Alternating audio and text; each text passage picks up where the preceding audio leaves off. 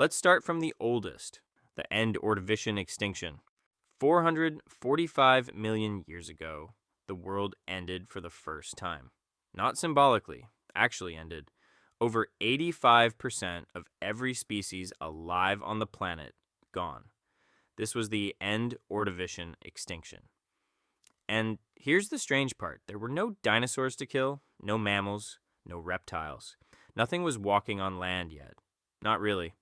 Life was almost entirely crammed into the oceans. Trilobites, brachiopods, strange armored creatures with too many legs and not nearly enough reasons to survive what was coming. And then the planet did something brutal. It froze. A massive ice age locked up so much of Earth's water that sea levels dropped by over 100 meters. Just like that. Entire ocean ecosystems, the only ecosystems that existed, collapsed as their habitats simply disappeared beneath dropping water lines. Then, just as life started clawing its way back, the ice melted. Fast. Sea levels surged again. Oxygen levels in the ocean crashed, and a second wave of death finished off whatever had managed to survive the first one. 2 extinction pulses. 1 event. Over 3/4 of all life on Earth. Erased on a planet that didn't even have a single creature standing on land to witness it happening. This is extinction number 5, the oldest one. And somehow, it is nowhere close to the worst one. Let's move on. Number 4, the late Devonian extinction. Fast forward 70 million years, 375 million years ago. By now, life had figured out land. Plants were spreading across the continents for the very first time. The oceans were thriving. Coral reefs the size of small countries. Armored fish, the length of school buses patrolling the deep. One of them, Dunkleosteus, had a bite force so strong it could slice another fish clean in half without even using teeth. Its jaw was basically a built-in guillotine. Then the late Devonian extinction happened. Slower this time. Not one single catastrophe. More like the planet quietly getting sick over millions of years and never quite recovering. And the leading suspect is almost poetic. The plants themselves. As forests spread across land for the first time in Earth's history, their roots broke down rock at a massive scale, pulling staggering amounts of CO2 out of the atmosphere. Global temperatures dropped hard, and all that extra nutrient runoff pouring off the land triggered algae blooms in the ocean so severe they sucked the oxygen out of the water completely. Reefs, the literal cities of the ocean, collapsed and never came back the same way again. Roughly 75% of all species vanished. Think about that for a second.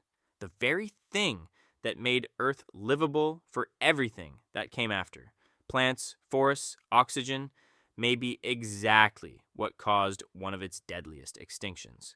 Life nearly killed itself by trying to thrive. Let's keep going. Number 3, the Permian-Triassic extinction. 100 million years later, 252 million years ago. If the first 2 extinctions were bad, this one isn't even in the same category. Scientists don't just call it an extinction event. They call it the Great Dying. 96% of all marine species, gone. 70% of life on land, gone. This is the only mass extinction in Earth's history severe enough to put even insects at serious risk. And insects are basically the cockroaches of evolution, built to survive almost anything you throw at them. So, what actually did this? Somewhere in modern-day Siberia, the ground cracked open, and it didn't stop. Volcanic eruptions on a scale that's almost impossible to picture, pouring lava across an area roughly the size of the continental United States for nearly 1 million years straight. The CO2 release was so massive, it didn't just warm the planet, it cooked it. Ocean temperatures spiked. The water turned acidic enough to dissolve the shells right off the bodies of marine life. Oxygen vanished from huge stretches of ocean, turning them into permanent dead zones. It took the planet over 10 million years to recover anything resembling a stable ecosystem. 10 million years of a mostly empty planet. This is the closest life on Earth has ever come to a complete and total restart. If the Great Dying had gone just slightly further, there's a real chance complex life simply never comes back from it. We exist right now, today, because it didn't go that far. Number 2, the Triassic-Jurassic extinction. 136 million years pass. 201 million years ago. After the Great Dying, life rebuilt itself from almost nothing. And one group in particular had been quietly waiting in the background this entire time. Small, fast, mostly ignored. Dinosaurs. For tens of millions of years, dinosaurs were not the dominant species on Earth. That title belonged to a completely different group. Massive crocodile-like reptiles called pseudosuchians, built bigger, stronger, and better adapted than the dinosaurs sharing their world. If you had placed a bet back then on which group would eventually rule the planet, smart money was not on the dinosaurs. Not even close. Then, the supercontinent Pangaea began ripping itself apart, and as it tore, it triggered one of the largest volcanic events in Earth's history, the Central Atlantic Magmatic Province, pumping out CO2 on a scale that once again sent the climate into chaos.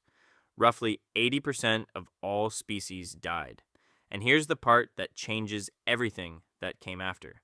The pseudosuchians, the bigger, tougher, more dominant reptiles, were hit the hardest. The dinosaurs, smaller and more adaptable, slipped through the gap. With their biggest competitors wiped off the planet, dinosaurs didn't just survive the Triassic-Jurassic extinction. They inherited the entire planet. Every dinosaur you've ever seen in a museum, a movie, a kid's bedroom poster exists because their ancestors got lucky enough to survive an extinction event that nearly erased them before they ever got the chance to begin. And now, the big one. The one you already know. Number 1, the Cretaceous-Paleogene extinction. 135 million years later. 66 million years ago. Dinosaurs had ruled the planet for well over 100 million years by this point. Longer than mammals have existed. Longer by a wide margin than the entire stretch of time between right now and the day dinosaurs went extinct. They weren't going anywhere. There was no reason to think they ever would, until a rock the size of Mount Everest, traveling at roughly 70 times the speed of sound, slammed directly into the Yucatan Peninsula. The impact released more energy than several billion atomic bombs detonating at the exact same moment. It vaporized instantly. It triggered earthquakes thousands of times stronger than anything ever recorded in human history. Tsunamis taller than buildings tore across entire oceans. Wildfires ignited on continents thousands of miles from the impact site, just from the heat of debris screaming back through the atmosphere. And then came the part that actually finished the job. Dust and soot blanketed the sky and blocked out the sun for months, maybe years. Photosynthesis collapsed. Plants died first. Then the herbivores that depended on them. Then the predators that depended on the herbivores. The entire food chain collapsing from the bottom up in total darkness. 75% of all species on Earth gone. Every single non-avian dinosaur that had ever lived gone in what is, geologically speaking, the blink of an eye. The only dinosaurs that survived were the ones small enough, light enough, and adaptable enough to scrape by on almost nothing. We call their descendants birds today, and buried somewhere in the rubble of that collapsed world were small, unremarkable mammals. Too insignificant for any predator to bother chasing. Too small to need much food to outlast a famine that lasted years. One of their descendants is reading this sentence right now. 5 times the world has ended. 5 times. Something impossibly small and unimportant outlasted something massive and dominant.